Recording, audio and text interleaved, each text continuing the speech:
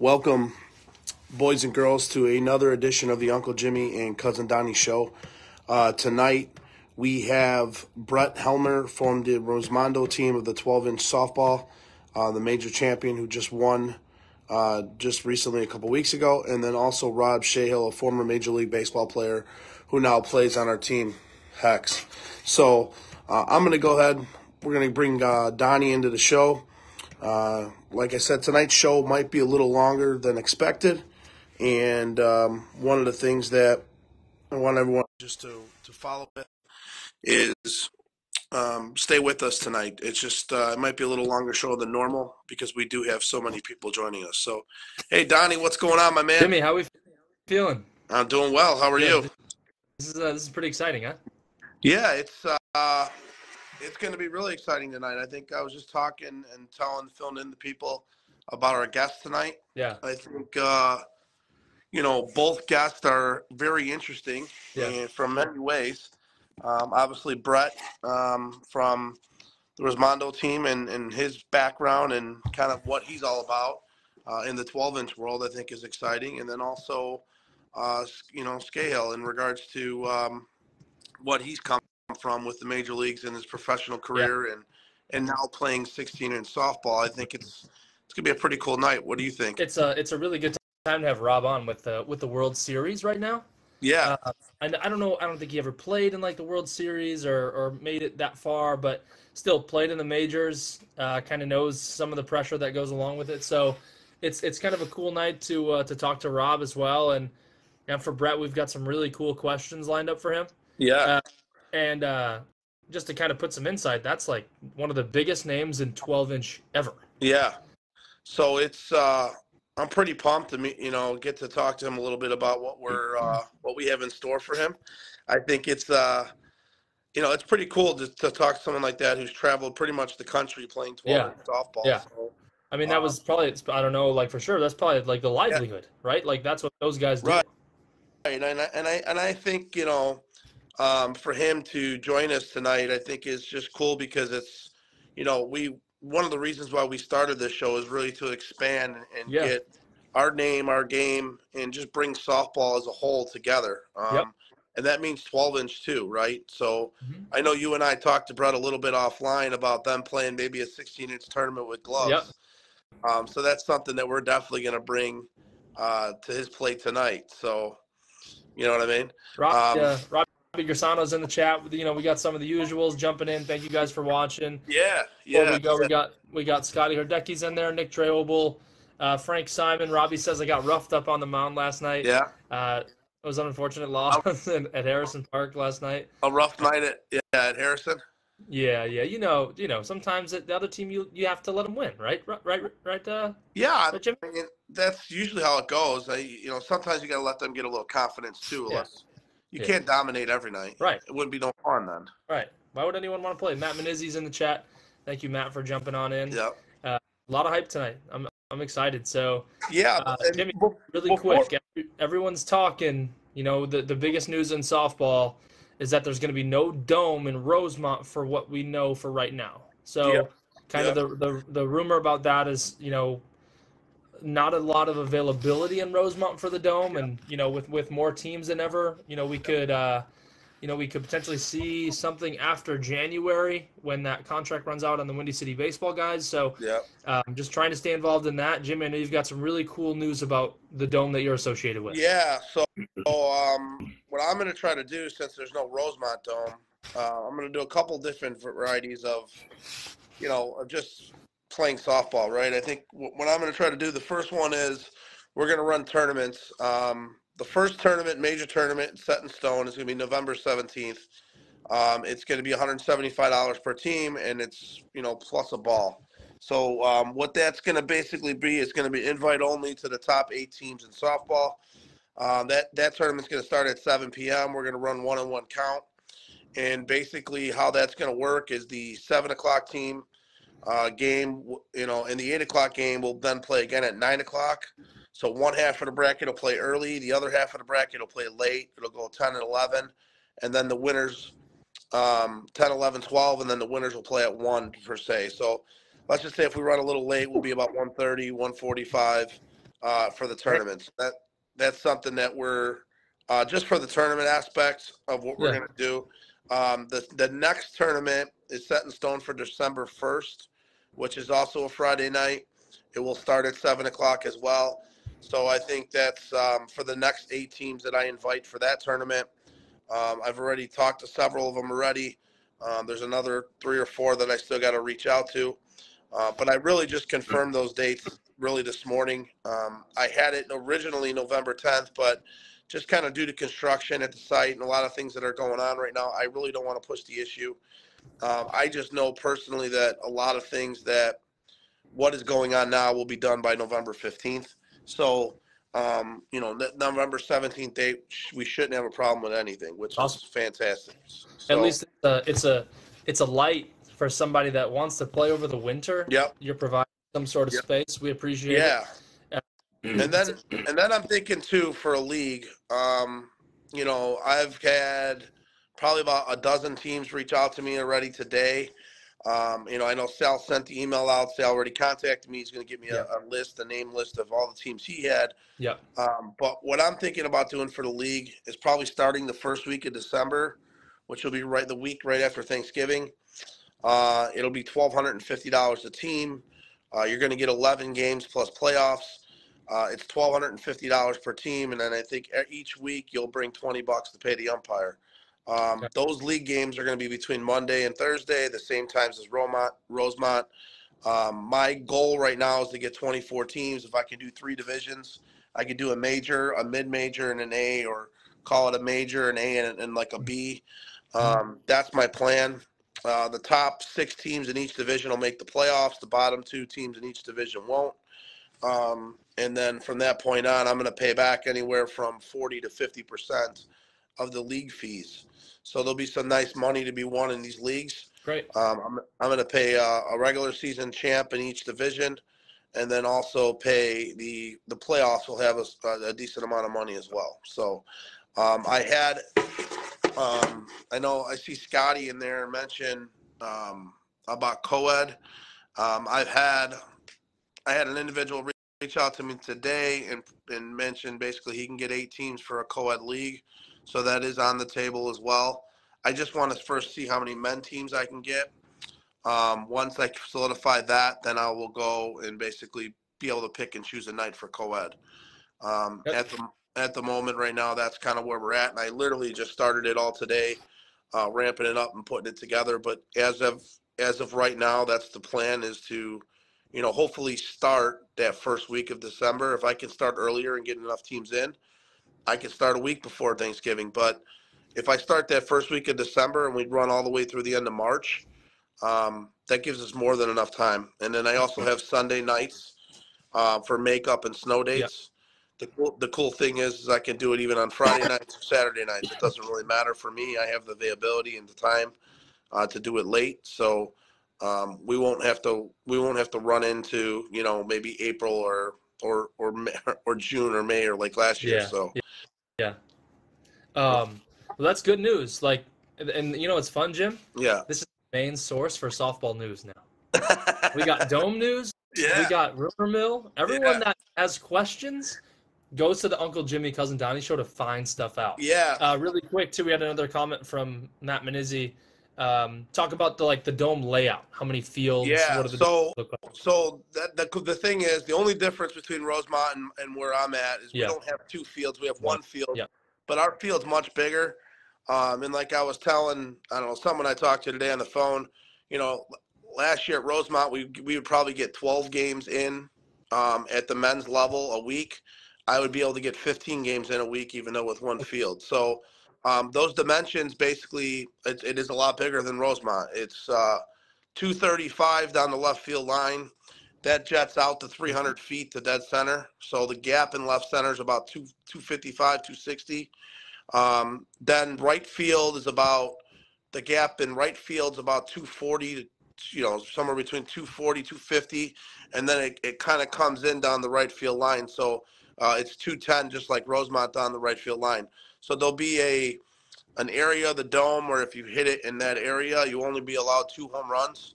for that area, but it'll be a little tougher to hit it over the fence because I have netting all the way around the outskirts of the dome to protect the dome itself. So if the ball doesn't go over that net, technically it won't be a home run. If it does go, stays on that side of the net, it's just going to be a live ball. So and that's how we're going to play it. That's how we've played it already with some younger kids and high school games and things like that we've had in the dome now. So sweet.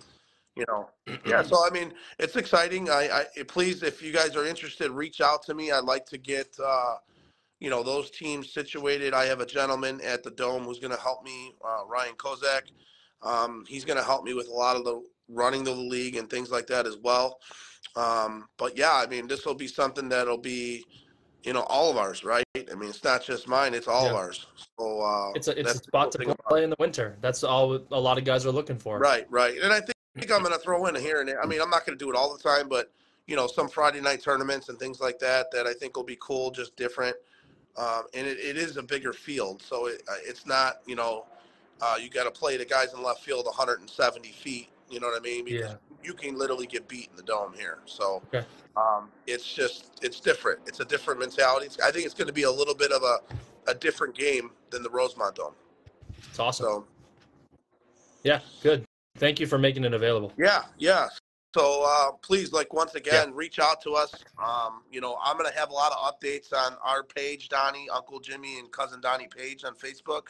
So if you haven't liked the page, get on there and like it, because that's where I'm going to use a lot of our information to update the Dome. I'm going to use quick scores, so I'm going to auto-populate a schedule on there once I get to that point where I have enough teams and I feel it's a go. Sweet. So that's where we're at. Yeah, that's awesome. We got Brett coming on here shortly. Yeah. Quick shout out to Dave Butterfield for making graphics for us throughout the week. Yeah, incredible. He's been killing it. Funny, he sends them to me super early in the morning. I'll wake up and I'll see the most random graphics, and I don't ask him for them at all. We don't. No, he's really good at it too. He's really awesome. They're really funny. I know he wants to jump on this show one time, so we're gonna have to get him on. So for sure. He's definitely a big supporter and a big fan, and I appreciate just like everyone who donates their time to softball. I definitely appreciate what they do. So exactly, and then the last announcement, the Vegas tournament was this weekend. Yeah, that went really well. I think, if I'm not mistaken, Jim, a local team out there won. No, I think it was the Iowa team. It was the Iowa team. There was a combination of old timers and Ducks. Ducks, yep. Yeah, I think they won it. I think it was their first time maybe winning it. But I heard it was a great turnout. Yep. I talked to Mickey Blastry today. I talked to, I forget who else it was, but they mentioned it was really good. The fields were nice. The tournament was run well, and I even shared something that the SSA posted about Joe. I think what they did for Joe, what Ronnie did for Joe, was awesome about giving him the MVP name. Yeah, so Joe's a huge supporter of our game, and it's awesome to see us, kind of just recognize that. I think that was a really nice gesture on their part. Yeah, that was great. He's at every tournament already. Yeah. Watching. He's a good supporter, like you said. Absolutely, and I did see some fall ball champs that were out there. I heard Bad Attitude won. Yeah, Bad Attitude had a pretty solid team out there run by JP. Yeah, so I hear they won their fall league. Yep, saw that. And then I saw another one, but I think it was a 12-inch team up north. So Scotty Kneebrace, I know you're too young to know who Scotty Kneebrace is, but Scotty Kneebrace used to be on our bench team back in 2005. And now he's predominantly a 12-inch player. And so, does any relation to Scotty Toothpick? No relation to Scotty Toothpick. So, but that leads us into 12-inch. And why don't we get Brett on? Huh? That leads us right into what Jimmy. That was a really good segue. Yeah, how about that? You like that? Huh? Impressive segue. Dude, how handsome am I looking tonight, though? Jesus, really good. We need to get you some more lighting. I mean, look at this. And you got a Hex guy coming on the show tonight. I had to wear my Hex gear. You had to support the brand. Hey, why I get Brett on? Why don't you go through the chat and say hi to everyone who's joined? Gotcha. Jeff Batel just jumped on from Signature. Hold on, what's that? Brandon Alvarado's on. Bruce Lee. Nate's on watching. William Russ. Victor Pena. Lil Dave Bradford. I believe I mentioned Mark Holstein was on the show or was watching the show. Mark, thanks for coming on last week. And we got one of your guys coming on the show tonight, Brett Helmer, which is an honor for us. And I know Marky has some relationship with him. We'll talk to him about that. What's going on? How are you? What's up? What's going on, fellas? What's up, Brett? How are you, buddy? I'm good. Good. Happy to be here with you guys. Yeah. Welcome to our show, my man.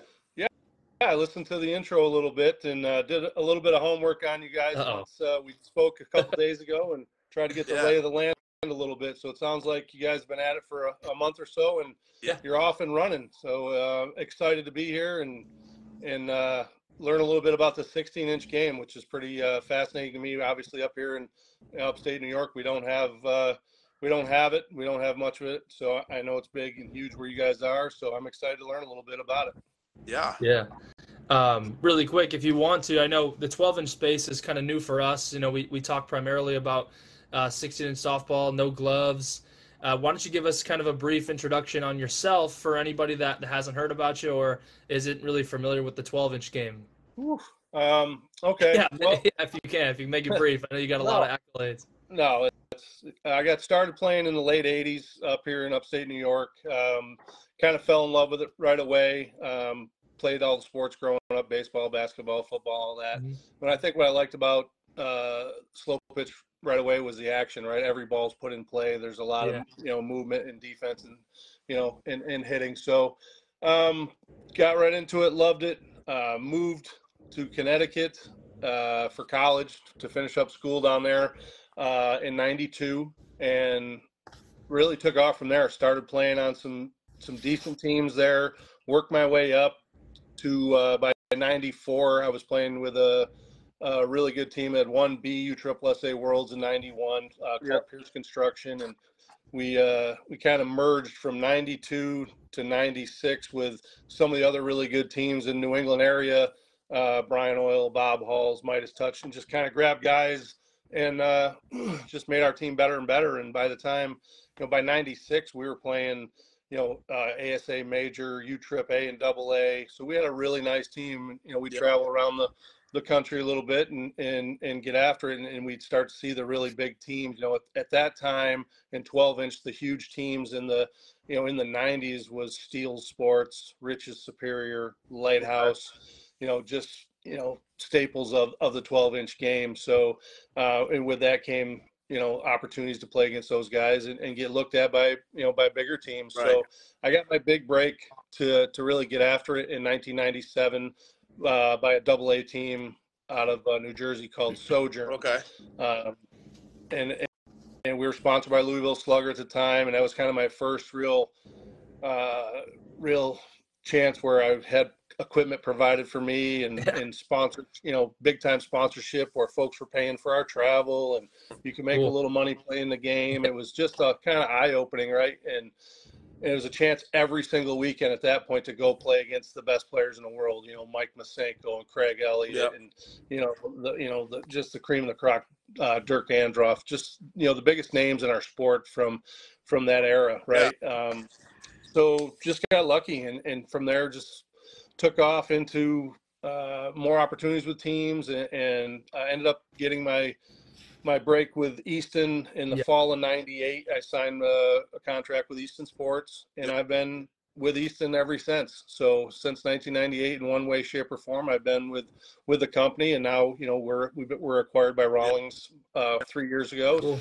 So work for Rawlings and still support, Easton, Mike and Worth brands. And, it's been amazing. The playing was a platform to get a job that I love, right? Beside being able to play. So that part of it was amazing. But, the on-field stuff, I couldn't, maybe you'll never talk to anybody who's had any luckier than me in that 12-inch game and got to do a million things, get to hit in almost every Major League Baseball stadium at one time or another and play for Team USA, just, cool stuff. Yeah. You mentioned, baseball stadium. I know I was down in Disney and they were inducting my name on the right field wall for hitting balls over the right field wall.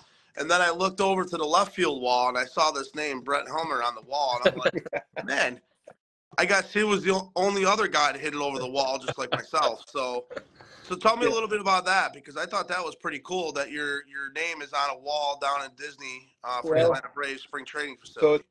So it's kind of funny, you know, they moved us in. We used to always play the World Series. You would move it around kind of year in, year out. You play someplace different. And then in 2000, USSSA basically did a contract with Disney Wide World of Sports to get it in there to play. So it wasn't just us, because there's a there's a boatload of fields there. So a lot of the lower division worlds would be going on at the same time. Sure. So we started playing there in 2000, and we played there every year. 2017 was the last year we played there. Right. Then we moved to the era where USSSA has its home base and own complex now. But it just was one of those things where, you know, we played on, that was the Atlanta Braves spring training stadium at the time. And out behind the right field wall, there's a parking lot for, I guess, employees or players could park in there if they wanted to. And then beyond that, there's another wall that extends from the right field line out to almost center field. Right. And if you really, really stomp on it, you can hit it over both those walls. So, you know, over those years, I got lucky and has spun a couple balls out into out beyond the second wall, out into the kind of, they call it the village green. So throughout the years, they just kind of named it Helmer's Wall. And you know what? How far is that, Brett? Oh, goodness. I couldn't begin to tell you. I would guess it's, to clear that second wall, say in right center field, it's probably got to go 460, 470 to get over that wall, somewhere in there, right? So it's So for many of the viewers that are watching, the reason why I know that story, and I just want to tie some of the viewers in, Mark Holstein obviously is someone you know. Chris Guerin is someone you know. Those two guys both played major 16 in softball, still do to this day. Sure. And so that's why I want to let some of the viewers know how you're connected to what we're doing, right? And one of the main reasons why Donnie and I really started this show is really to bring softball in as a whole. And, my next question to you is really around, you guys play 12-inch, right? And a lot of our 16-inch guys don't really understand the game probably as well as you do. But the 16-inch ball, we tend to sometimes play with a glove.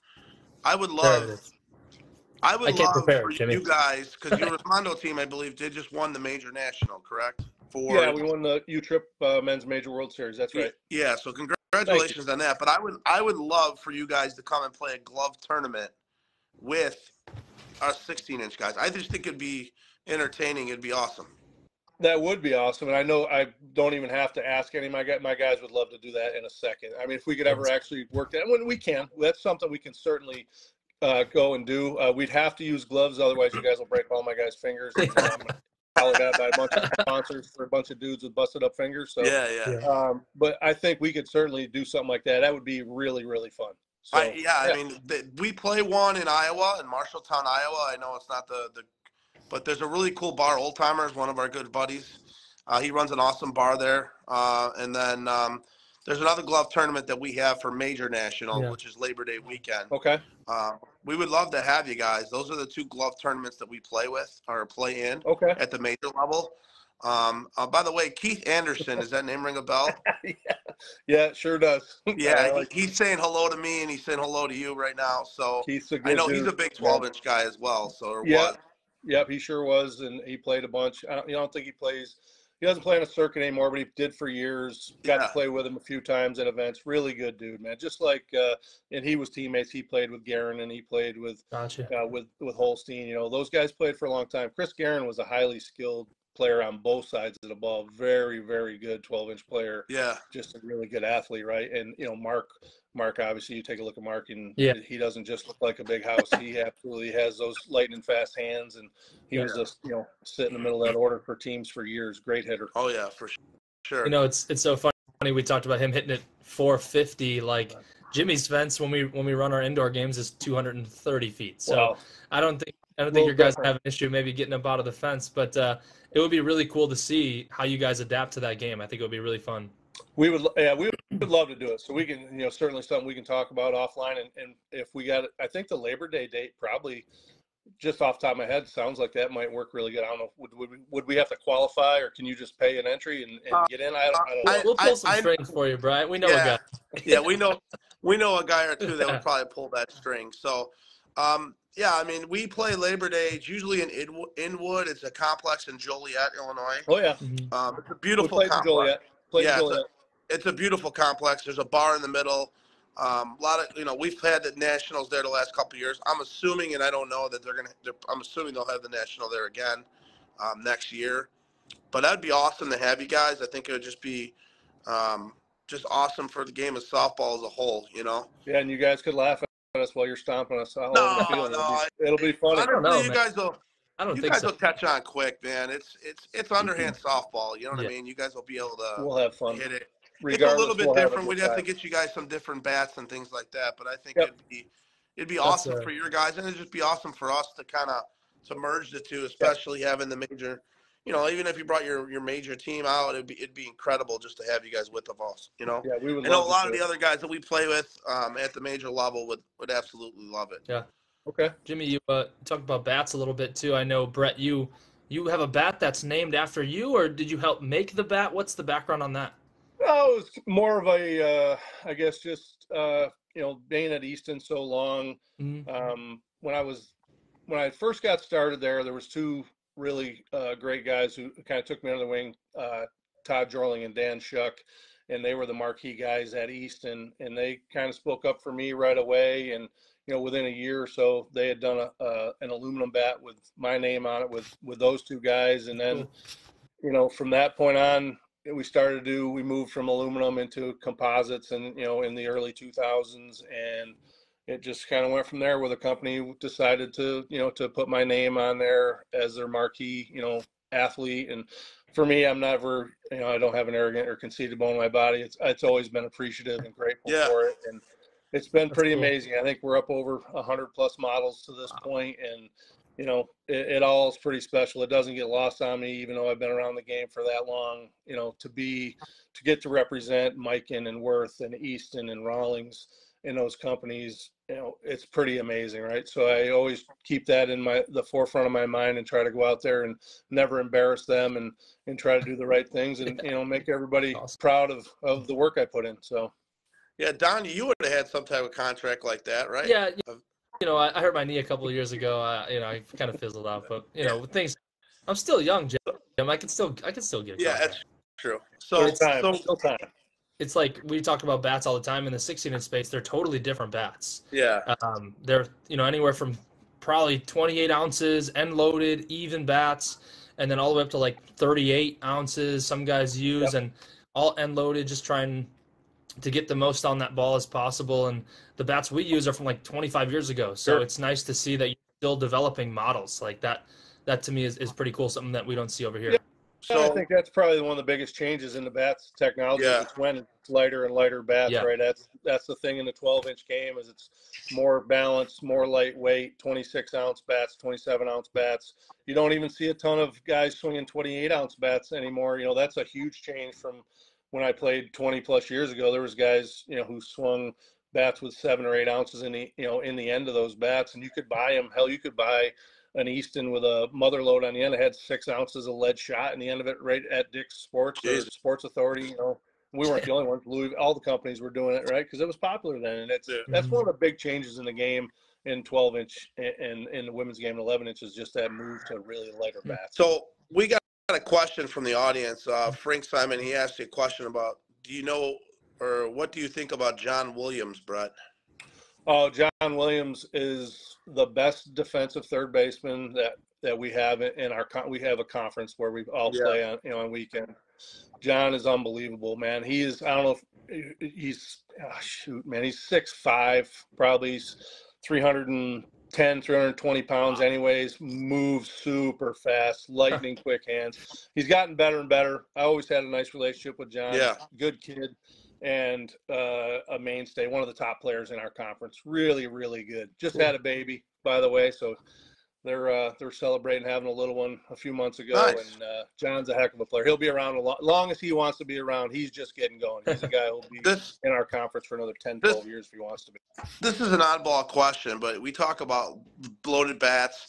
Have you ever heard of the phrase, you guys put 12-inch balls in the freezer? and then take them out the next day to Listen, have you ever heard about that? At this point in my life, in softball life, I've heard of everything one time at least. So, yeah, teams have been caught trying to put them in coolers at games. Not in the conference. I've never heard about it at those levels, but I know it happens every year somewhere. Some team gets caught with balls coming out of the ice, ice chest in the dugout. They'll throw them in, or things like that to try to gain some kind of advantage. Another big thing that we've had is restitching. Teams will actually put the time and they'll buy rock hard balls, and they'll take the covers off and stitch the shitty covers on them from the balls they're supposed to be. So really, you got a 52-300 compression cover on a stadium ball, and they try to get those in there. I mean, there's no limit to what folks will give a try to one time, right? So it's crazy.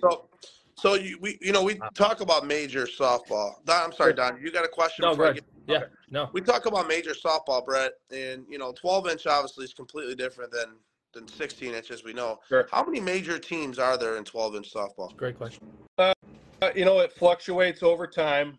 This year we had 4 major teams, but our conference was almost 40 teams deep. Right. From A, AA, major.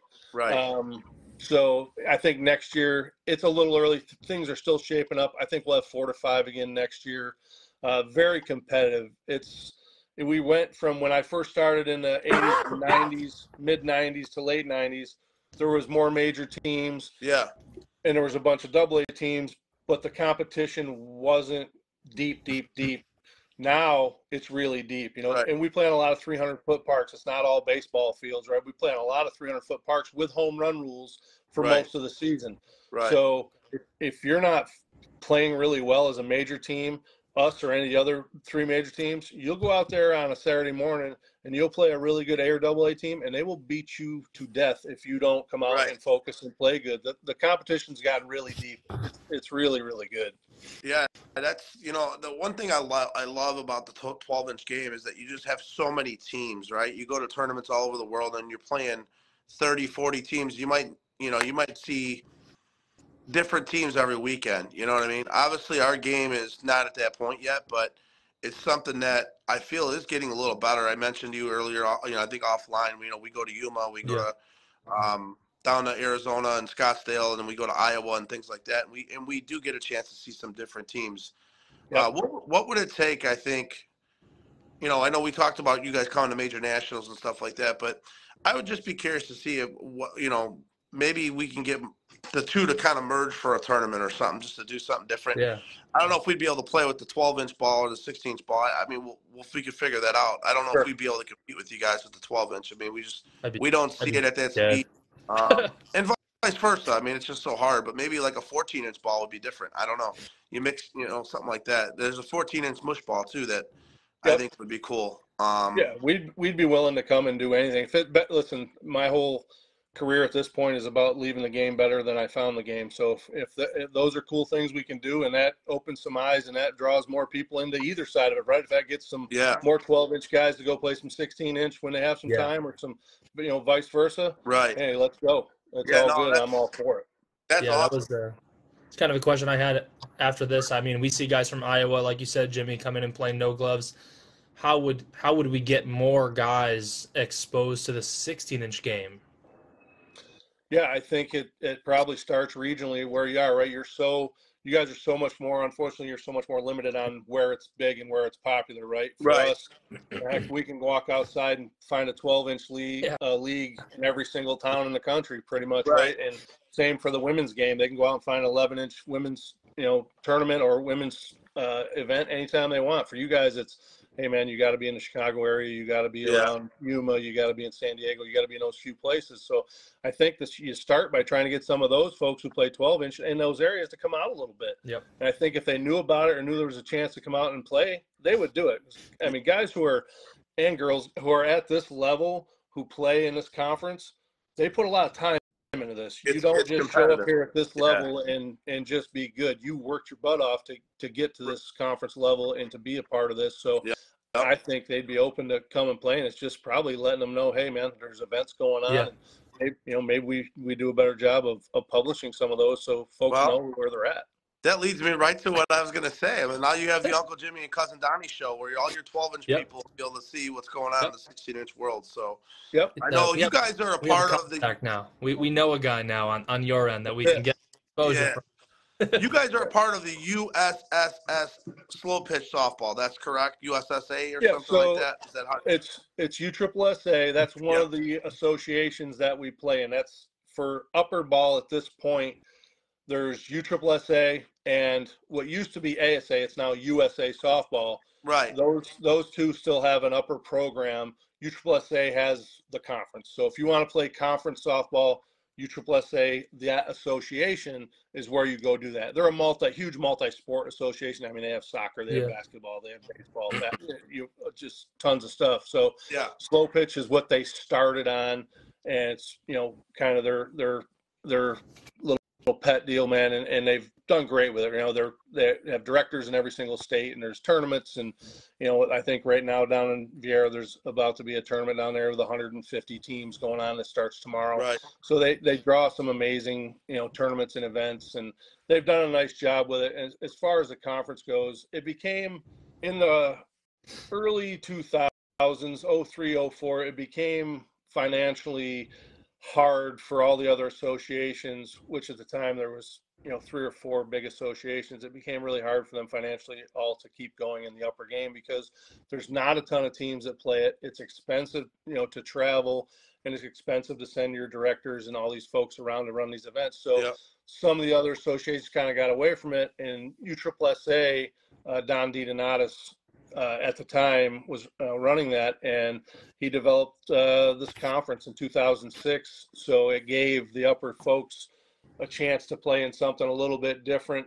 And I said this the other day to on another group I was talking to, I'd be worried to think where the upper level would be if we didn't have that conference. I think it would be gone by now. I believe it wouldn't have made it. So, thanks to USSSA and them for keeping it alive. And then USA Softball's done a really nice job bringing their major program back in the last 7, 8, 9 years. Now we try to make that program grow to where we're getting more teams to play in their World Series events. And, they're coming along. So if Donnie and I wanted to check out an event, what would be one that Donnie and I can maybe go to be like, see, not some of the best players, but, from a fan perspective, what's one of your bigger tournaments that you guys have the most fans at?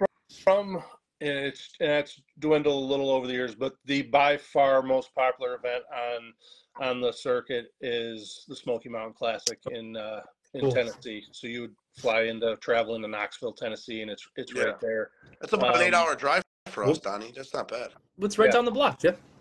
Hey, road trip. So it's always in July. It is the one place, if you talk to guys like me, and I saw Dennis Ruley's name on here a little bit ago. He was watching Dennis Ruley.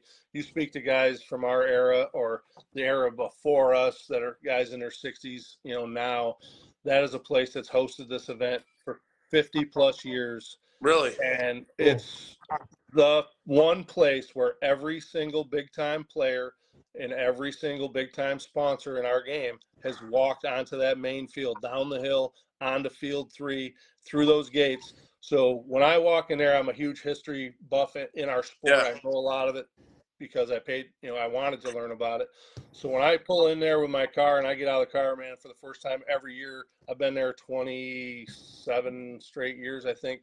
The hair on my arm still stands up like I'm playing and like I'm a little kid, right, man? It makes you 10 years old because that's the holy grail. That's hallowed ground for big time softball players. I think you get the same answer probably from 95% of the guys of that would be their favorite place. It's unlimited homers, which is something else that you won't get to see a ton. If you don't want to see a lot of homers, probably don't go there. But if you want to just see all the best teams, every big team will come. And you want to just have a good time where there used to be 10,000 fans sitting and watching, now you'll get 1,000 or so come out and watch, sit on the hillside and watch, and it's great. But that would be the place. 50. I mean, so that's got to be 50 plus runs in some of these games, right? You're seeing unbelievable scores, or at one point is it like, all right, that's enough? Like, it's a little bigger field. The main field, is about 360 to center, 335 in the alleys, 315 down the line. So, okay. But the runs can really go. It can get out of hand at times. You can score. I actually lost a game on that field.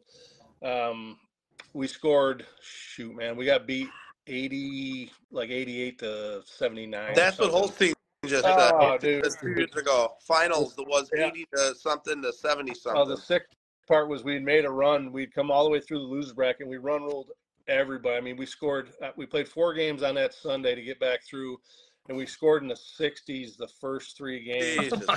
Pushed it to the if game, put up almost 80, and got our asses beat. Just how one long of those deals. Games? Yeah, how long are these games left? That was a 3.5 hour game there. That is a question I've got. Jimmy and I both pitch at the 16-inch level. Okay. Sure. Like, what adjustments do pitchers make? Like, is there anything that they can do different, or like, do the pitchers do they lose composure after giving up home run after home run? Well, like I said, nowadays, for the last 20 years, we've implemented the home run rules. So there's only places like the Smokies and the Men's Major World Series is unlimited. Everything else you play the whole year is limited, right? Which controls your scoring to some degree. Scores can still get really high because the teams are really good, man. Hitters are really good. So, it's there's not a ton they can do. I mean, they work. You just keep trying to throw. They throw knuckleballs. You'll see that almost every pitcher throws 95% knuckleballs in there now. They just try to get your timing off a little bit, but there's not a lot you can do sometimes when a team really gets rolling. It's just, man, when you get a chance to make these outs, make your plays so you can get in there and hit. I hear you. That's awesome. Jimmy and I know that all too well. Right. So, Donnie, do you have any other questions? No, this was because I think this was awesome, Brett. I have to ask you the question because I ask every guest on the show. If you were to change one thing in 12-inch right now to make the game better, what would it be? You could probably go a million directions. I think for me, what I'd love to see those players that are getting in that play rec and play E, play our lowest divisions. I'd like to see them get moved up or move up after a year or two. Those divisions were initially created as, all right, you know what, you're new to this, put a team together, play E, you get to play it for a year or two, then you move to D, and we bring our teams up. I think we have a little too much of teams that want to stay down. And I get the part of it could be expenses. It is, travel's really bad, right? It's not going to get any better. That's some of it, but you could still, there's no reason that you're playing E for 5 years or 6 years when you can move up into D or take your whole team and go, right?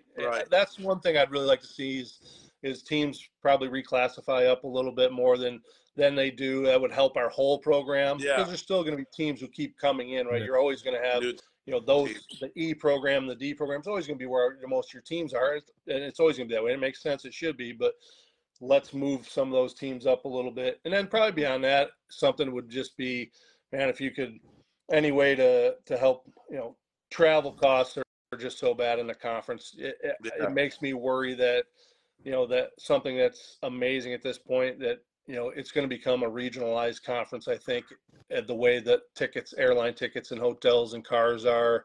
Your big time sponsors pay for a majority of that. So it's harder and harder to find big time sponsors, right? And that's what costs a lot of these teams is, sponsors who put tons of money into it.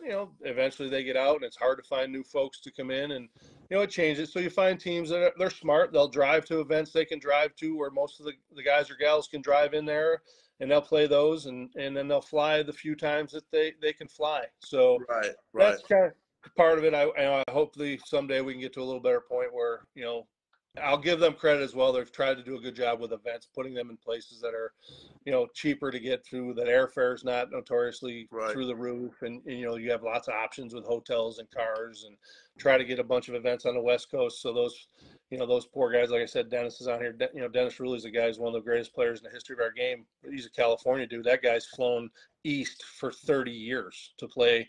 That's a lot of damn flying, west to east, to come do this for all these years, where the majority of the events have been on the Midwest or East Coast. So it's that is that if you need a player, he'll fill in.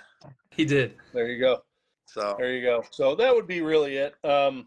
I got a couple questions if I got them. Yeah, that's the last thing we always ask is your questions to us. Oh boy. No, it's just more Other curiosity, than right? my handsome looks. I Yeah. mean, we all know what it is. Listen, dude. I mean, you can't improve on 10 out of 10. It is what it is. Everyone's just got to deal with it. So. Brad, you're like my number one fan. I love it. That's it. Boy.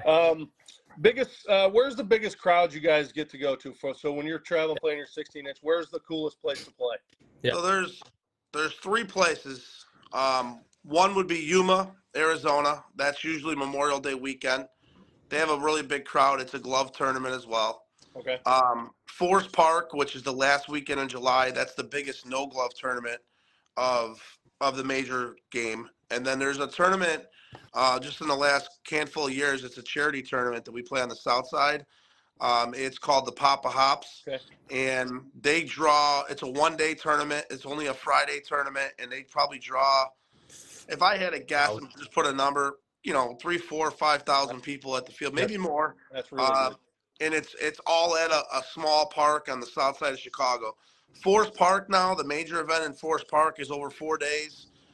Over those 4 days, if I had a guess, over those 4 days, it's probably somewhere between 8,000 and 10,000 people that probably throw through that stadium or through that park. That's pretty. If I had a guess, I don't know. I mean, Friday nights and Saturday nights seem to be extremely busy.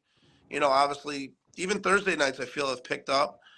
Sundays dwindle a little bit, but it's just, I think throughout that weekend, it's one of the bigger events and is the biggest 16-inch softball tournament that the major level plays in from a fan perspective. What about sponsorship? Do you guys, the bigger teams, do they have sponsors who come out and help pay the bills, help them with travel and Yeah. So we have a handful of big time sponsors that, sponsor some of the bigger teams. We have like Tito's Vodka.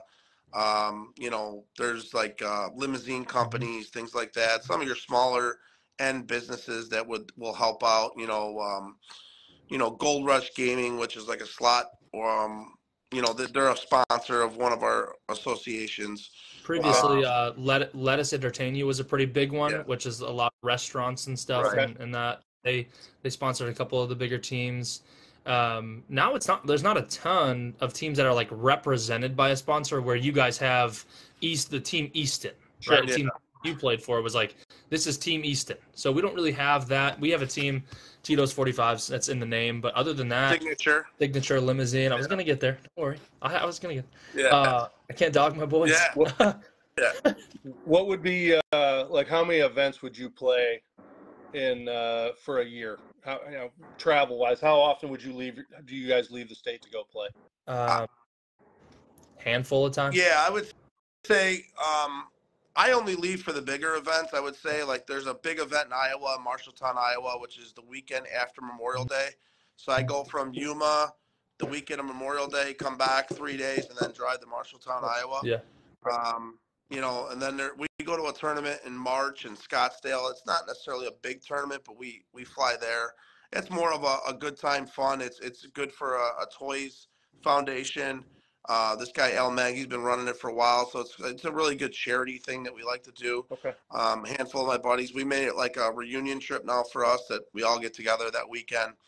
And then, nationals back in the day, we used to travel all over the place, honestly. Now we don't do it as much because kind of what you said, just the cost of traveling is just through the roof. So we try to keep it more centrally located in drivable locations, especially for those major events. We play 5 major events here in Chicago. Okay. And then Yuma, I would say, is pretty much a major event. There's about 10.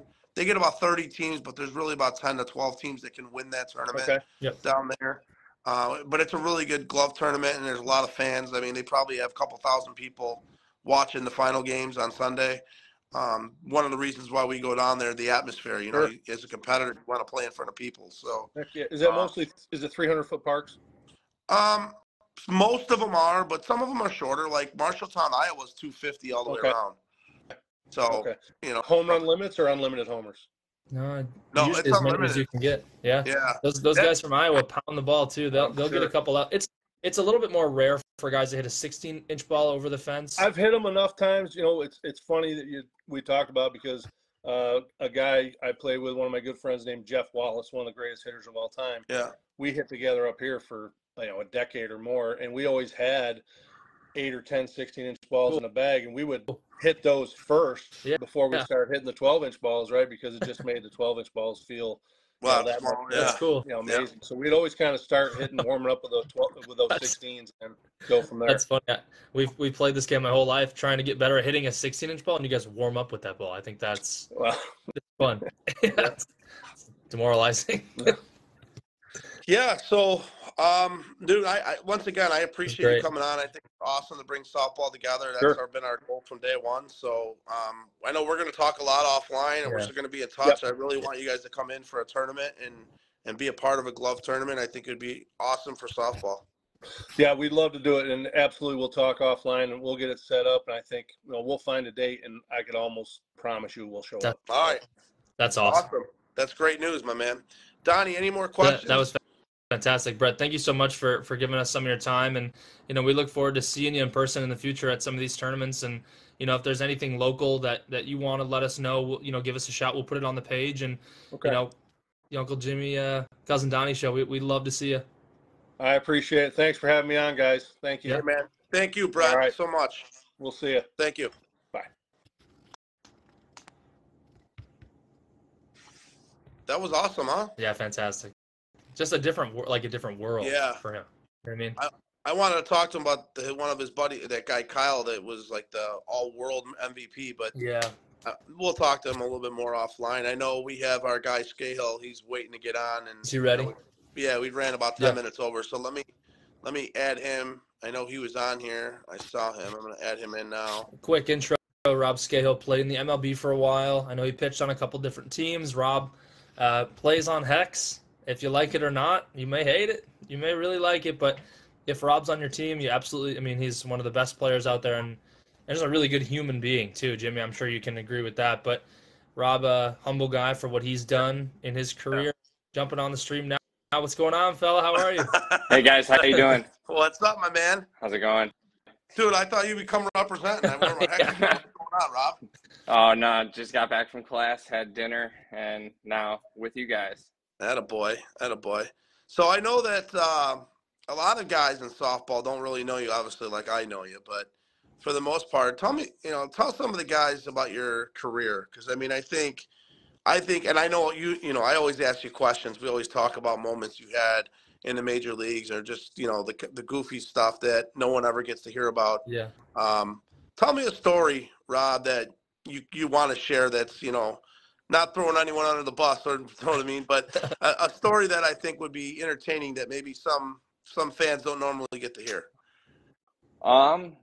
So they don't do it so much now, but when I got called up for the first time, and then for my second and third years in the big leagues, you had to do like rookie dress up. Yeah.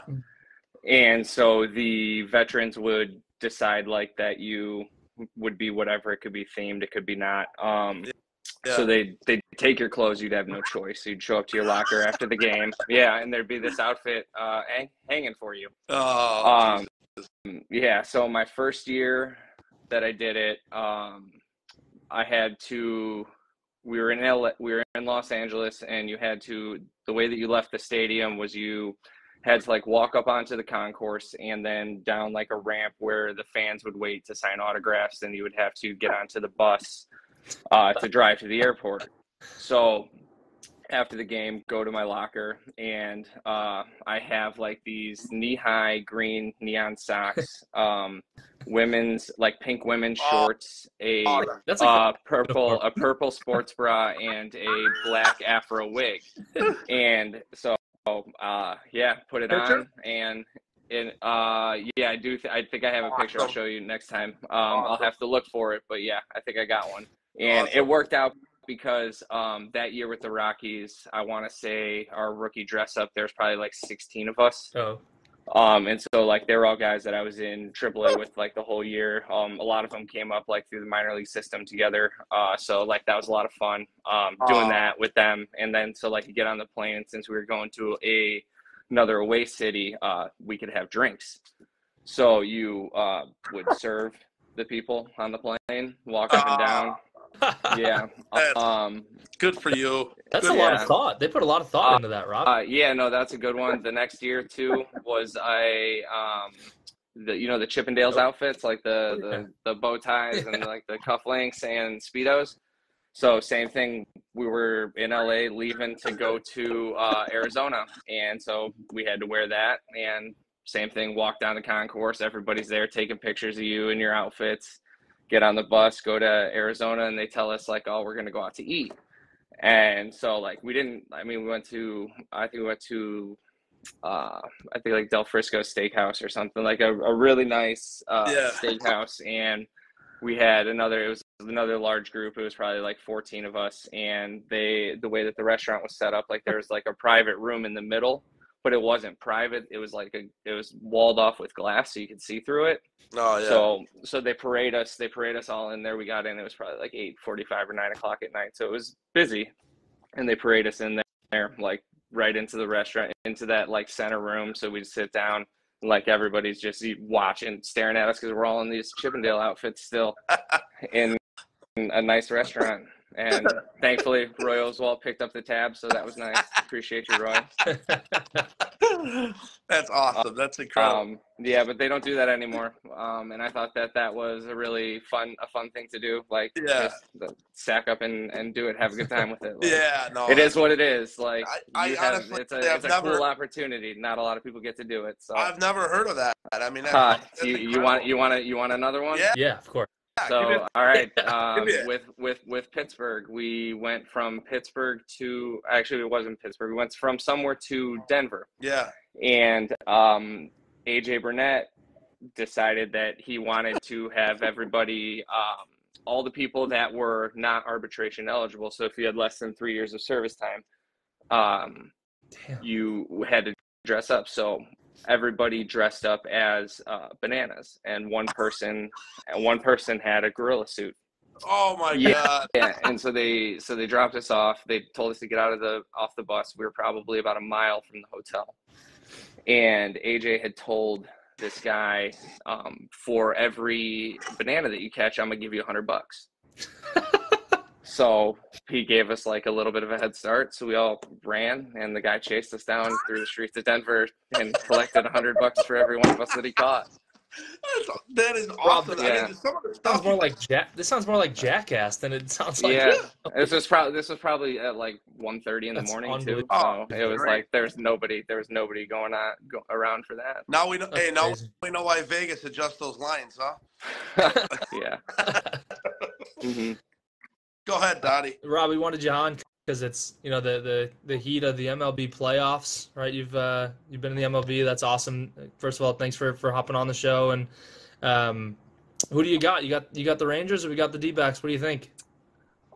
Honestly, all that I really was concerned, I just wanted somebody different. Yeah. And we got two very different teams. Yeah. I liked Texas going into the year. I thought what they did. Obviously, DeGrom was hurt. But I thought like signing him, and even if he would have been provided like half the season worth of performance, I thought would have been a good move. Like he's elite when he pitches. Like I thought that was really good. I like them, and so if I were to pick the two, I would say Texas. Yeah. So anyone on that roster that you've played with or through the minors or anything like that? No, not on Texas. I don't think. Not on Arizona either. Okay. Now, I know you've played a handful of years in the majors. What is your most exciting moment, or a moment that you'll remember the rest of your life that that sticks out to you? I mean, so my first the first win that I got, it was an extra inning game, and we were playing the Cardinals. It was like the 15th inning, and so I went into pitch, and I think I gave up like a leadoff base hit. Then I got the second guy out, and then I gave up like a single. So it was first to third, one out with like, I think Molina was up. Yeah. And so they came out and they're like, we're going to walk Molina. So I walked him and faced this guy, Pete Cosma. And so I'd faced him a little bit in AAA. So I threw him like a first pitch sinker in, I think, and he grounded it into a double play to end the inning. And then Corey Dickerson hit a walk-off in the bottom half, like to lead that inning off. So it was a pretty that's an it awesome moment. went from very stressful to very, very happy in a pretty quick swing of time. First major league win awesome. ever. That's yeah. awesome. Mm-hmm. That's incredible. So yeah, I would say that one. And I know Donnie's got a couple of questions. Yeah, I got one more for you. Sure, whatever you guys want. What is the best? We were just talking about major league stadiums that these guys were hitting in for 12 inch. What is your best major league stadium that you've played in, or that you thought was like, man, this place is just awesome? I mean, for the history of it, Boston. Because it's been around so long. I got to go into like the Green Monster. I got to go up on top, like go sit in the Ted Williams seat. Like, I mean, so that aspect of it was really cool. Like all the other, I mean, it's super old, so the locker room's tiny, right, and like squished in, especially like when the media's in there. So that part of it's not great. Yeah. But I mean, new Yankee Stadium's awesome. Super nice amenities, like beautiful. Like it's what you would expect for the New York Yankees, like spare no expense. But like if I'm gonna pick, like if I'm gonna say I'm gonna go to a city and I want to play in this stadium, I would say like San Diego. Yeah. Pretty good like weather. Petco. Great weather, like the building in left field. I think that it's not like your traditional like baseball fence the way that it's set up. Yeah. I like the stacked bullpens out in left center field. Yeah, it's a cool. That building down the left field line's pretty cool too. You know? It's a cool place. Yeah. Yeah. Go ahead, Donnie. I was going to ask you. We'll touch on baseball for just a second, and we'll kind of get into the softball world, right? Bringing those two together, which is really cool.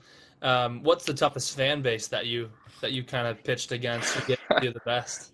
I mean, Philly. Really? Philly's awesome. Yeah, no, they don't stop talking. Wow. It's awesome. They don't cool. stop. Yeah, Bryce Harper. They're fun. Bryce Harper said he could play in Philly forever. Yeah. No, I could see that. Like, especially if you perform for them and you're, if you're an elite level player like that, and you then perform on a big stage, like you will be they just love you. The man forever. Yeah. But those fans don't stop. Skipper, my nephew Richie says, "Nice shirt, Uncle Jim." Yep, he's absolutely right. What got you into 16-inch softball? What was the big draw? I know Jimmy may know this already, but coming from the biggest stage in baseball, what was the draw like to 16-inch? Just a random chance. I had stopped playing, and a friend of mine, Nick Hildreth, who has some mutual friends with like Richie on Hex too. He hit me up and he was like, "Hey, you want to come play 16-inch in Villa Park?" So I was like, "Yeah, I'll come play." And that's where I met like Richie, Mike Marola, Eric. I know Coppersmith from high school, but like back, like within the softball world. Yeah. So I started playing that and I enjoyed it. It was a lot of fun doing that because you got to have fun, have some drinks, like be competitive. And then Richie asked me if I wanted to come, fill in one day for Hex. And so I talked to him about it. He had talked to me about, major level softball. And so I was like, yeah, I'll come check it out. And I had a good time doing that. And then, the next year when the season started, he reached out and see if I wanted to play. So I was like I had a good time doing it. Like this fills my, the competitive, void that, from my whole adult life competing. So going out there and because people take it seriously, like it gets intense and like that it's super fun.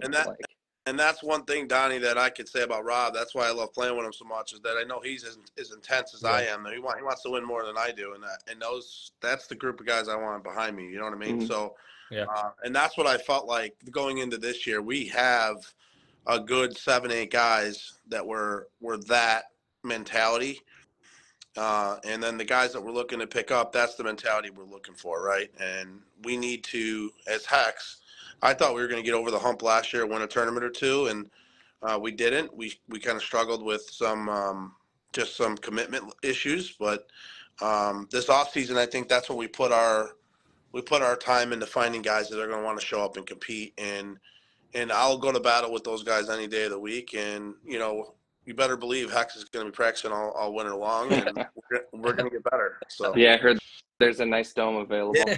Yeah. So we have space, and we're gonna try to improve and see how we come out next year. But I think I like our future. I like our squad, and you know, Rob, just like myself. I mean, that's one of the reasons why we stuck around is that, you know, Richie always puts out a very competitive team, and not only that, but you know, why would you want to play for another guy, or the guy that, you know, would bench himself at a Forest Park tournament? You know what I mean? Like, it's just, to me, you know, he does things the way it should be done. He might be a little blunt sometimes, but we're working on that, as he knows. But at the same time, it's you know, I think that's why I love our group, right? And he mentions, you know, we hang out, we hang out together, and it's just cool. You know, it's a good group, and I'm excited for next year. I really am. I mean, it's, you know, we gotta break over that hump. Here's Richie XXX. Yes. But yeah, so obviously he's listening, but you know, I didn't say those comments because he is listening. I just, you know how I am, and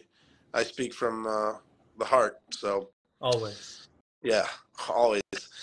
Any other questions for Rob? No, I one last little thing I had. I actually got the pleasure to play with Rob a little bit last year at a tournament, just like a pickup tournament together, and it was a blast. So only up from there. Hopefully, I get to see out there and on the field. And I know we had a little bit of an altercation the last time we played on the same field, Rob. It was a battle between X and Iron. And yeah, very rarely do I get upset. Yeah, he was upset. I was like, man, I didn't see that side of you, but well, that was you know, things happen in the heat of the moment, right? Yeah.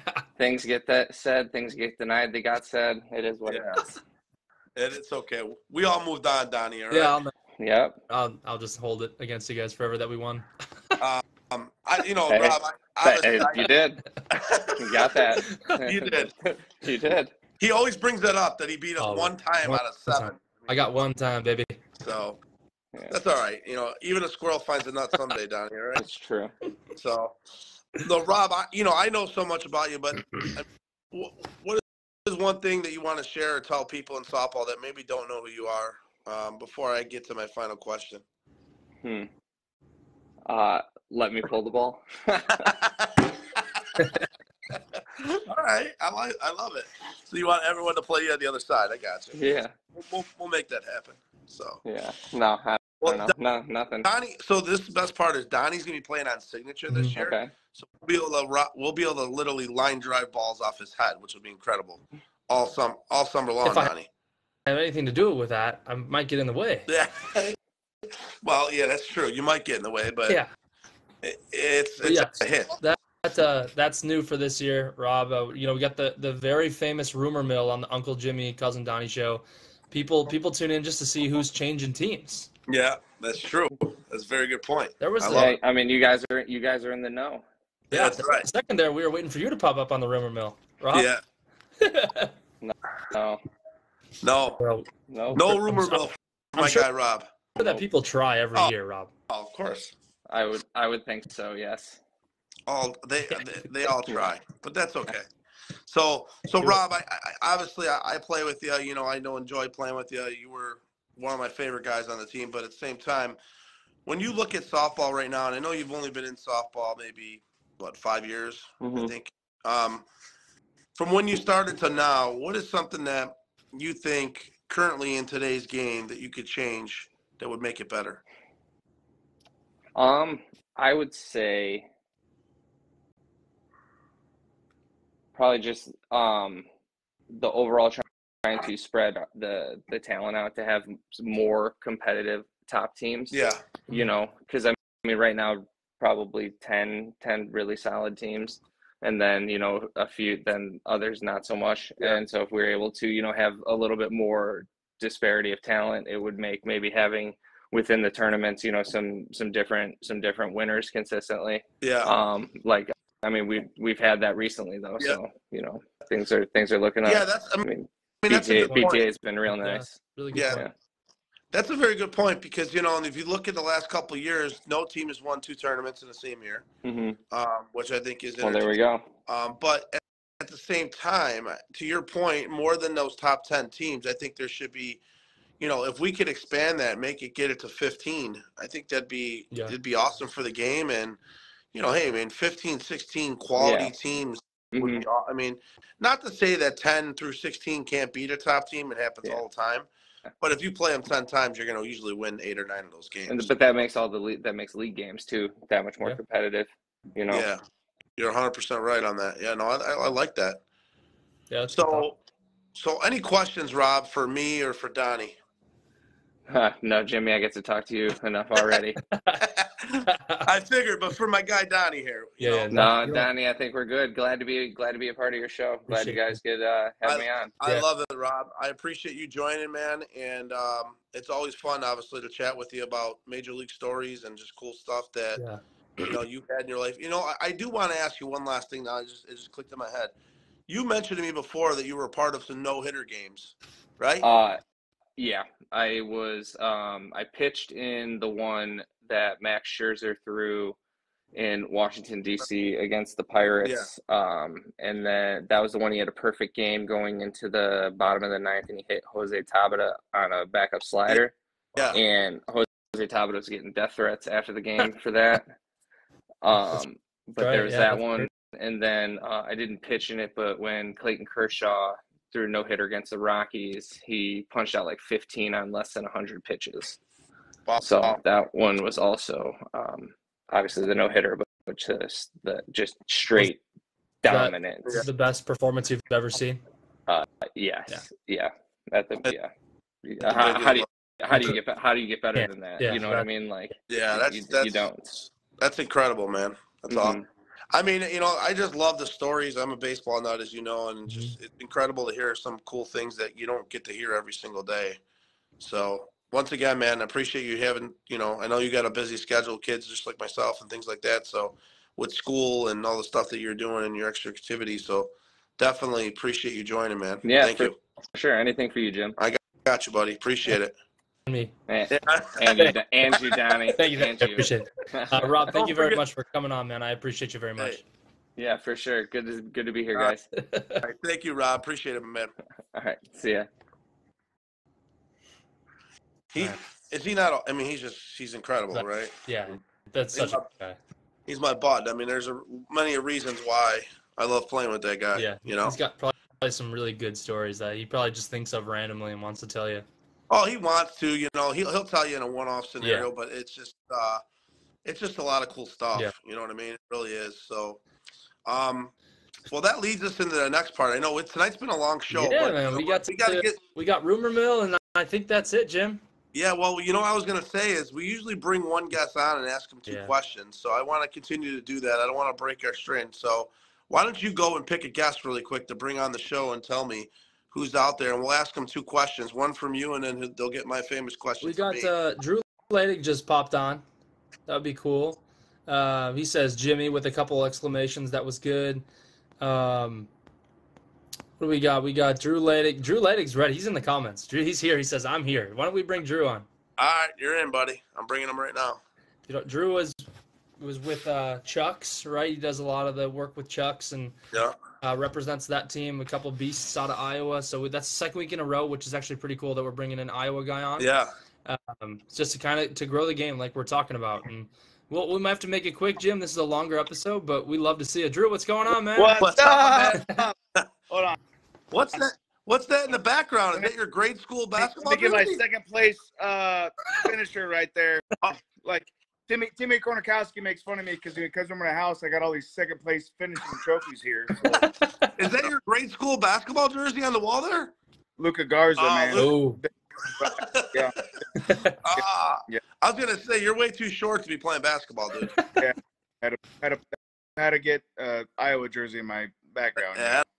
Boy, I understand. So what's new, Drew? What's new, my man? Just having kids and waiting for Yuma. You know how that is. So I know my right-hand man in Yuma. I love it. Yeah. So, but I heard your Iowa boys went to Vegas, won the tournament this weekend, huh? Yeah. Did you give a shout out yet to Brady Fisher for striking out on a plate? Oh, I didn't hear about that. See, that's so Brady. What's just funny is like Joe, the MVP tournament of Yuma or of Vegas was Joe, and like Joe loves Brady. Oh, okay. Like loves. That came out like Brady's like, I'm going to get MVP of that tournament, and I'm like, that would be amazing. Brady's first game strikes out looking with a plate. Strikes out looking with a plate. You know what I mean? So I was like, I had to give him a bunch of shit for that. So, yeah. Well, I'm shocked he didn't swing at 3-0. Yeah. Shout out to Brady. Brady Fisher. Shout out. Good for him, man. I love 3-0. He's one of a kind. So absolutely. But rumor mill of Iowa. Oh, right in the rumor mill. I like it, my man. Jimmy, I told you there's a new team going to happen. Yeah. Larry Pilcher was running Punch, which was a very solid young team. Like he had those guys running in a very good spot. Yeah. They are now switching, and they're going to get some veteran 12-inch guys. It's going to make them a lot better. Oh, wow. They are going to be a very good team, and I hope they come to Chicago a lot. Yeah. But we shall see. And they have a couple guys that are really good off of OT that are now going to be playing on that Punch team. Okay. A breakup OT, and we'll see. We're still working on the Punch Trucks thing. I don't know if it's going to happen, but we'll see. If it does, it's going to be just, you know how it is when you have all these good players and like you have position players like me and Cracky have been talking every day, like, hey, you're going to have this guy play with this position. No, I got my guy playing that position. Yeah. It's tough. You know what I mean? Like it's just merger stuff is really tough. I know. I get it. It's a hard thing to do. Also, both of us have been sitting there going, hey, we've won everything in Iowa. Let's go beat you guys in Chicago. I love that. I love it. I love it. I love the competitiveness. I mean, that's not going to happen, but I love the competitiveness, and it's incredible from the standpoint of, I know you, and it's just awesome. So, Donnie, I know you got a question for our guest of the week, and then I got one for you, Drew, and then I don't want Jimmy's question. Hey, breaking up here. His service is going in and out. Drew, you're going in and out. First of all, thank you for jumping on the show. Yeah. We appreciate you watching and for your support from Iowa out there. If there is a merger, what are we looking at for new uniforms? Because Chuck's always comes correct with the unis. I gotta commend you. You guys do a really nice job of looking really good. Donnie, I'm gonna tell you, I don't want my boy Maddie to be mad, but like last year our uniforms are kind of like all over the place. We had purples, we had blues, we had fucking blacks, we had all this other shit. The years prior, my wife did it. My wife is a perfectionist. My wife. Like, she got on with the dude. Did you have the guy from 12-inch on earlier today? Yeah. Brett Helmer. So S2N was the dude, Wisconsin. I can't think of it. He pitches for the Rismondo guys. Okay? Oh, wow. I at the end of the day, I guarantee he was like, I don't want to talk to that dude ever again because I'm like, no, you need to change these colors, type deal. But my wife is the perfectionist behind the Chuck's uniforms. We'll get back to it, but that's Donnie. It's all a talking point. Like, we'll talk about the colors and all that shit if this whole thing happens. You know what I mean? Which it's pretty close to happening. Yeah, but we'll see. I just get excited to see it because I don't get to see you guys at all. Yeah, but I'll tell you, if anybody needs like good jerseys, like my wife is the person to talk to about like. Yeah, nice. I might have to throw a boner for the Hex jersey. Jimmy. So easy, Jimmy. He's right here in the chat with us. Well, Jimmy, like I'm having a third kid in February, and Jimmy already said it's his. So, man, the kid will come out looking good. I mean, it'll be a boy. 100%, it'll be a boy. So we already know that. But Drew, so I asked, we started this session of our show about bringing someone in from the audience, but we always ask two questions. My question is always the same question I end every interview with, and that's if you were to change one thing in softball right now to make the game better, what would it be? Man, I'm big on this. So I love how the Chicago guys can come to Iowa and bring an open roster. Yeah. And I love that. Like, I love seeing all you guys from Chicago. You guys can come to Marshalltown, Fences. Yep. It's a great time. Yep. Why can't we come to Chicago with an open roster and have a good old time like you guys do here? And like I get it from hit-ups and SSA and all that stuff. They're like, well, like Chicago guys are just going to Iowa to have a good time. I'm like, do you not think that we're not going to Chicago to like have a good time and try to win too? That's a good when you guys point. do well. Like, it don't make sense to me, like, why you guys can come to Iowa with open rosters and we can't just pick up a couple guys for a tournament like the SSA tournaments or all this other tournaments. Like, Hall of Fame should be able to pick up a couple guys. OT should be able to pick up a couple guys. Yeah. We should pick up a couple guys. Why can't we? Yeah, that's a good point. I don't understand why you couldn't technically. It's 100%. That is how it works. Like, it makes no sense. Well, like my team Jagoff team, we're all a mixture of guys, and we go with the same team. It's not like I come loaded, but I come with a good team. Come on, you guys come loaded.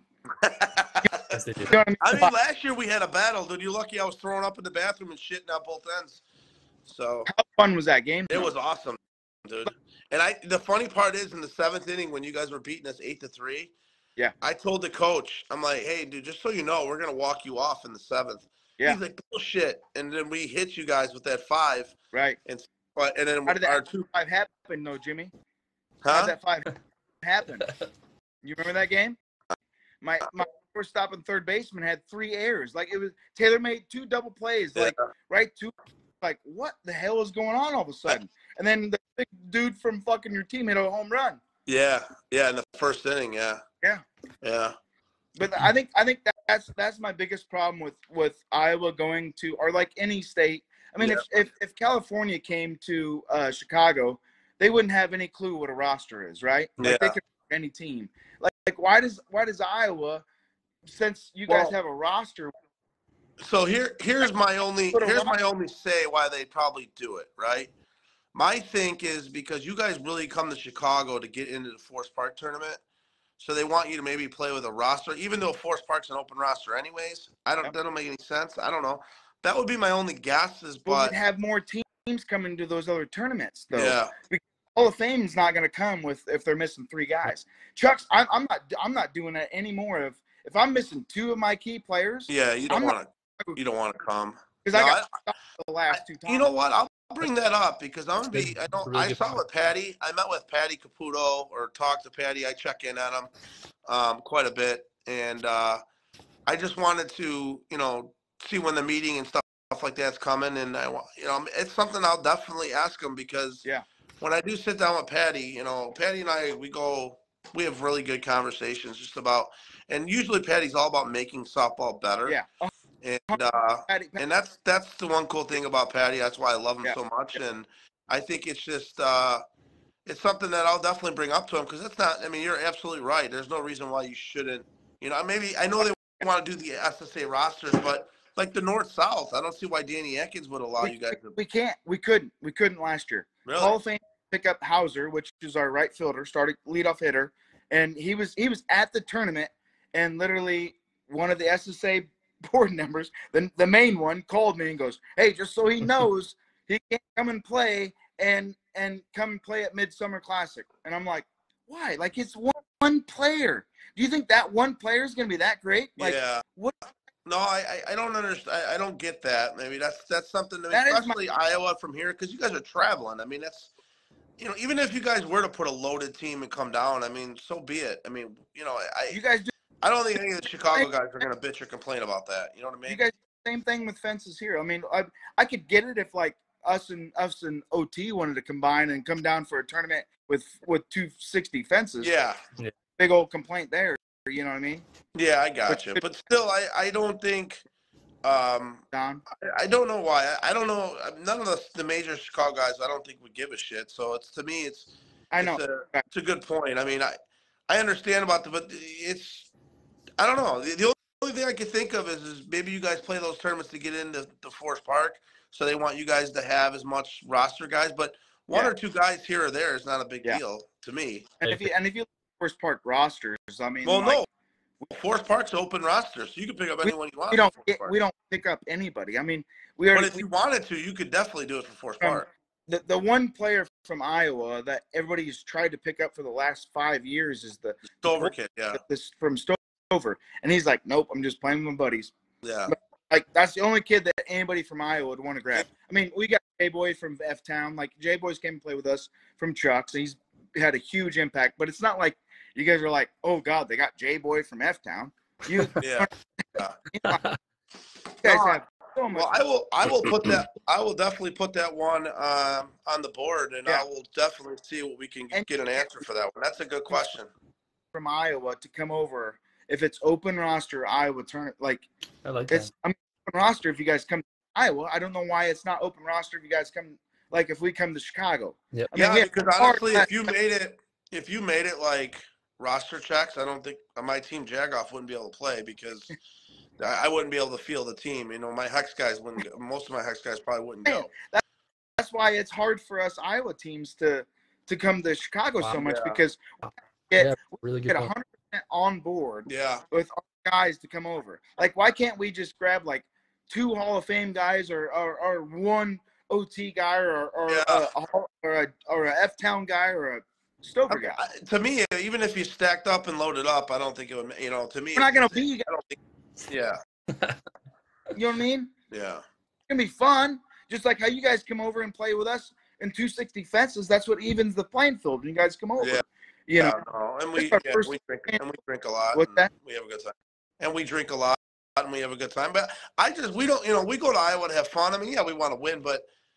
For us, I think it's more of just a nice 2-day getaway with just the guys, and we hang out at the park. And there's something about that park that I love. I don't know what it is. And then Old Timers Bar is really cool too. Yeah. The guy's super nice, and it's just everything about that area. There's just something about it, and that's why I go there. I know people have been telling me I got to go to Carroll, but you got to put a team together that's going to travel like 7 hours.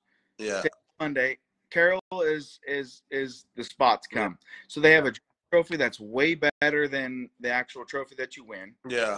And it's the town comes out. It's a good time. Awesome. It really is a good time. Is there a second place trophy, Drew? I got a couple on my wall actually.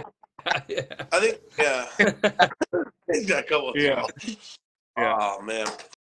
Well, Drew, man, I appreciate you jumping on, dude. I know we're going to get to Rumor Mill. We've been on quite a long. I don't want to, unfortunately, keep anyone else on the feed as much as, we're overrunning time and things like that. But I know people enjoy it, so hopefully we're not overlasting our time, if you know what I mean. Yeah. So I definitely appreciate it, Drew. You're the man. You know that. We talk all the time, so I definitely appreciate, keep me in the loop. And, we look forward to a nice, fun softball season. And, like I said, I will definitely have you guys down for a tournament in the Dome. Yep. So give me on next week. Hopefully the rumor mill can be updated a little bit more. Awesome, dude. God. All right. I appreciate it, Drew. Thank you. Appreciate it, man. Good to see you. Later, man. All right, my man. Right over to Rumor Mill. We're going on an hour and 20 minutes tonight. So. I know that today's gone long, Jimmy, but the guests have been awesome. I know. It's been really cool. Making Drew, Rob, all of them. Brett, it's been stellar. Rumor Mill. Actually, he just took my rumor. Yeah. That was my rumor. Yeah, you had a couple. I was going to talk about Iowa tonight. Yeah. So I do have one, but go ahead. I was going to mention 45's picked up a kid from the north side. Right, what's his last name there, Jimmy? Yeah. Jeff Mastari. Yep. So he's gonna play a little bit of third base for them, a little bit of infield. So I think that's really cool. And I haven't really heard much. There's not much out there. I know Rob Grisano's gonna be making his decision this week, and March Impact's probably where he's gonna go. Yeah, we chatted a little bit about it earlier this week. He said he just wants to go somewhere where he can play as much as he can, and he still wants to pitch too, and I know, you guys were messaging him on Hex and everything. But, you've got your pitchers, and Robbie's a good bat anywhere, so he probably will lean maybe March Impact. Does that sway the Brian Davis decision though? Yeah, that's true. Those guys are buddies. I don't see Brian Davis going anywhere else than Moneyline personally. I think that's a done deal. I just don't think he said it yet. Yeah, so. That's one that we've kind of kept our eye on, but a little bit disappointing on the Rumor Mill, but it's still always, this is the number one news source, right? And Jimmy in softball. Yeah, Jack Doss is, he's a name that's looking to move. I know that. He's, obviously with shooters and things like that, younger kid. There's a lot of stuff out there, and unfortunately, there's some stuff that I don't want to share because, it's people get upset yet, or things that are trying to keep it undercover yet. Yeah. So maybe in a couple shows we'll be able to share some more things. Yeah, I know Dynasty, from my understanding, is going to be definitely staying together. And yeah. We talked about Jack going there, and I heard some other young kids and things like that. So I did hear that Julian kid did go back to the Dirty 38s. I don't think he left. Yeah. So that was in our rumor mill last week, and I also heard that we heard 45s out of Julian Russell. Somebody mentioned high Y for Julian Russell. Yeah. I don't see that. But yeah, to go back to 38s because he plays with those guys, a couple times a week in different parks and stuff. But just a fantastic athlete. Yeah. Be good on any team. But I haven't seen that Mustari kid play a whole lot. I don't think I've seen him. That hard way team with Angelo Alicia, right? Curious. They play out of that. I think the Northside Park where Matty Doze puts in bankroll. Yeah, they play up there. I can't think of the name of the park, but it's a north kind of like Northwest field or park, and that's where they played. And they were a solid young A team, but I think he wants to take the next step, and I don't think the guys that were around him were ready to take that next step. So, but yeah, I mean, good stuff, man. Tonight, like I said, Brett was awesome. Yeah. Really cool to hear about the 12-inch game. Awesome from Rob with the Major League stories, and then my guy Drew from Iowa is always entertaining. He's great. He's a really good guy. Yeah. So, hey, man, I appreciate your time, and I know we ran about an hour and a half tonight, but that's okay. It was all good material. Yeah, 100%. Like I said, I know we chatted earlier in the day. We want to keep it around an hour. Jim, we couldn't stop tonight. I mean, guys they wanted to talk, and it was awesome. I mean, and that's okay. The cool thing is we didn't do a lot of talking tonight, which is incredible. I love that. Which is actually probably better for the viewers. Views through the roof, but that's good. All right. If you guys are watching the show, thank you very much for supporting us. Yeah. Follow us on the Uncle Jimmy, Cousin Donnie Facebook page and on YouTube. So come on and watch our stuff. Peter, go on YouTube, same name. Just go and subscribe. I appreciate it, guys. Thank you so much. For sure. All right, thank you. And then my boy Petey joined at the end. I saw that, yeah. What's up, Petey? Later, guys. All right, man. Thank you.